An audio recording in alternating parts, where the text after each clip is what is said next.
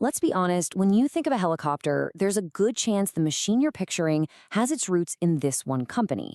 Airbus Helicopters isn't just another manufacturer, it's a true giant of the aerospace world, born from a really ambitious vision of European collaboration.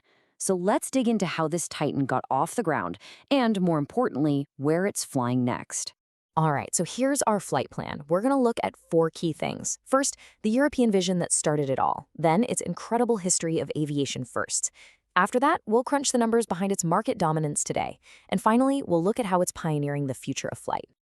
And really, that question is the heart of the story. How do you take fierce national competitors and convince them to join forces to take on the world? To really get Airbus helicopters today, we've got to rewind the clock. So, part one, a European vision. This is all about the big strategic moves that turned a whole bunch of separate companies into one single powerhouse. After World War II, the helicopter scene in Europe was, well, it was fractured. You had these awesome companies in France and Germany, real national champions, but they just couldn't compete with the massive scale of the American manufacturers. They realized if they wanted to play on the global stage, they had to unite. So the path to becoming this unified giant didn't happen overnight. It started with countries consolidating their own industries first, like creating Aerospatiale in France. But the real game changer was in 1992. That's when the French and German helicopter divisions merged to create Eurocopter. Then the final piece of the puzzle snapped into place in 2014, when they rebranded as Airbus Helicopters, making it clear they were part of one powerful European team. And look, this wasn't just about getting bigger, it was about getting smarter.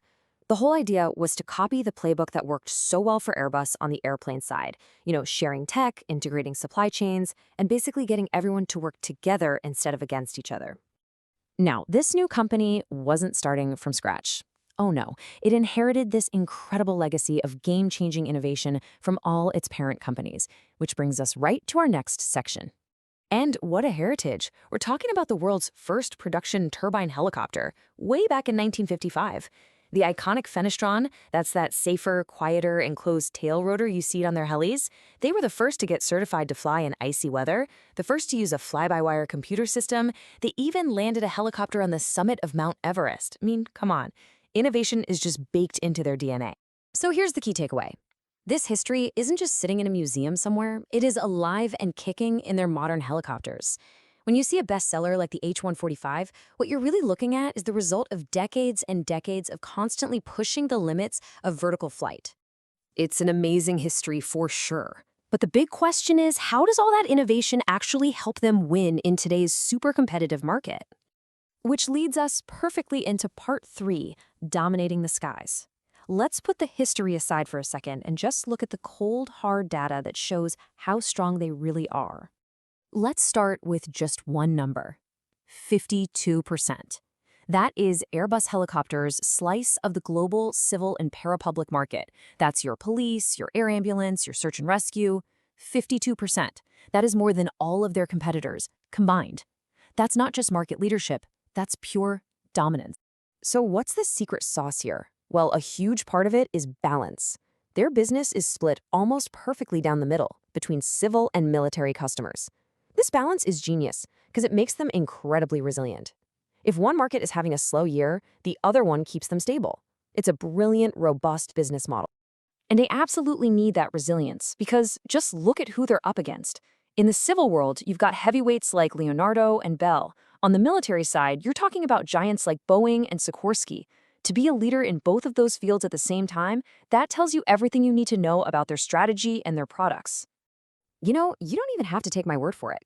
They spell out their own strategy right here.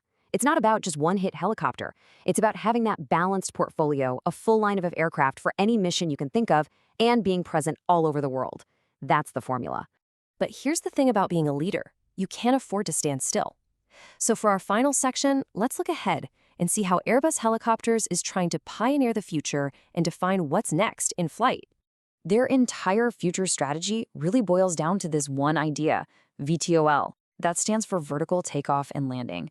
But what's really important here is the mission behind the tech. They're not just building flying machines for the sake of it. They're focused on creating the absolute best tools for the people who serve, protect, and save lives. So how are they going to do it? Well, they've got a roadmap. It's about making flights safer and easier, pushing the boundaries on speed and fuel efficiency, and really embracing sustainability through things like electrification. And a huge piece of this is integrating systems, getting piloted helicopters and drones to work together as a seamless team. And listen, this isn't just some vague plan on a PowerPoint slide. It is happening now. In 2024, two of their major prototypes actually took to the skies for the first time. The Racer, which is a super high-speed demonstrator, and the City Airbus Next Gen, their all-electric air taxi prototype. The future is literally in flight testing as we speak. And this whole vision applies right across their product line. From the civil helicopters out there saving lives to the military aircraft protecting a country, the goal is exactly the same.